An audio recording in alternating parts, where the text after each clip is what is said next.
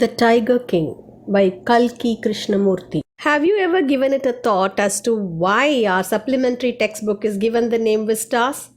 Vistas is a pleasant view, especially between trees, buildings, and other structures. Our book too attempts to give an extensive view over the sketches of time and events across the globe.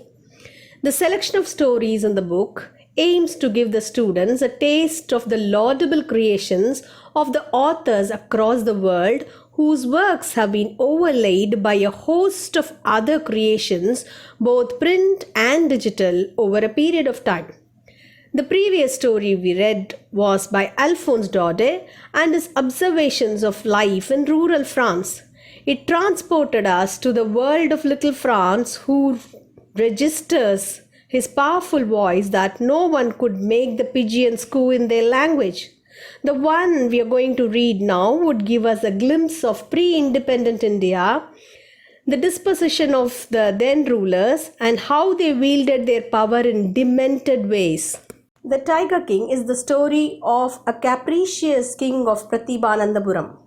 It was written by Krishnamurti, whose pseudonym was Kalki. He is a celebrated writer of Tamil Nadu whose historical novels are still in Goodreads' list of Tamils with a slant for immersing themselves into the worlds of kings and queens. His stories also provide a glimpse of colonial India. He adorned many caps such as poet, journalist, critic, writer, and Indian independence activist. His literary prowess spans across numerous short stories, novellas, novels, and historical romances. His editorial and political writings were deemed progressive and unbiased. His works are written in a spontaneous style tinged with humor. His widely read eponymous magazine Kalki is still in circulation in Tamil Nadu. Now here is the storyline for you. The period the story takes place is British India. The central character of our story is Maharaja of Pratibhanandapuram, also known as the Tiger King.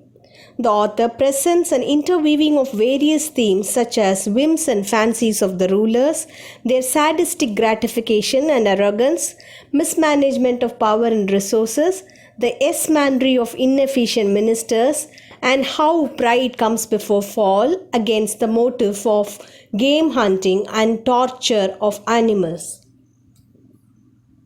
Now let's discuss the significance of the title. This is the story about a king who was crazy about the killing of tigers due to a prophecy when he was still an infant that he would die of the 100th tiger he kills. Now that the 100th tiger was too far-fetching when he wasn't even knowing the T of tigers.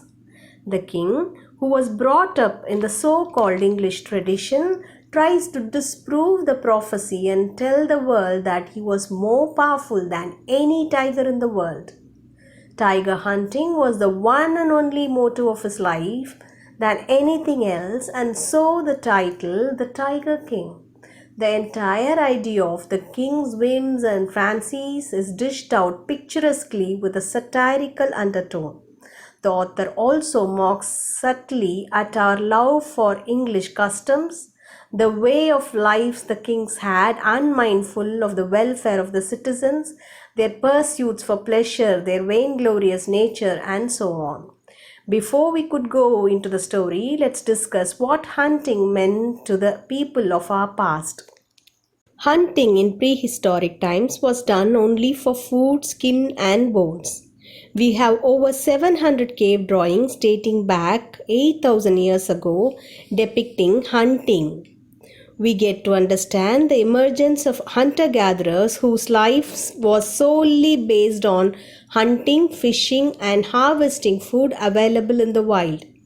Their intention of hunting was to keep the predators away and to kill only those who could harm them potentially.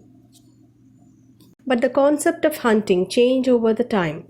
The game hunting or the sport hunting or trophy hunting was a pastime activity for the elites and royals. It is so even now. Despite stringent measures taken for the animal protection, game hunting has been thriving in India. Hunting has always been seen as a mark of kingliness and manliness. People follow many strategies for hunting animals. They use bows and arrows, traps, guns, animals like hounds to get their prey. There are many forms of hunting. Still hunting is entering the habitat and killing the animal. Stand hunting is standing wherever one is and aim at the passing animal or bird.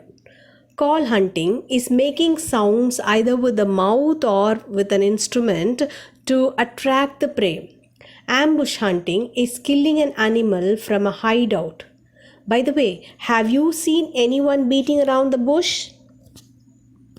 Beating around the bush is an idiom that comes from the medieval hunting.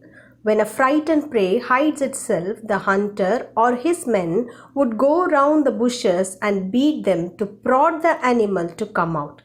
Presently, it refers to an attempt to speak something in a delayed fashion or not to speak something directly, as the topic discussed may cause unpleasantness or embarrassment. Tiger hunting in India, as everywhere else, was a royal sport.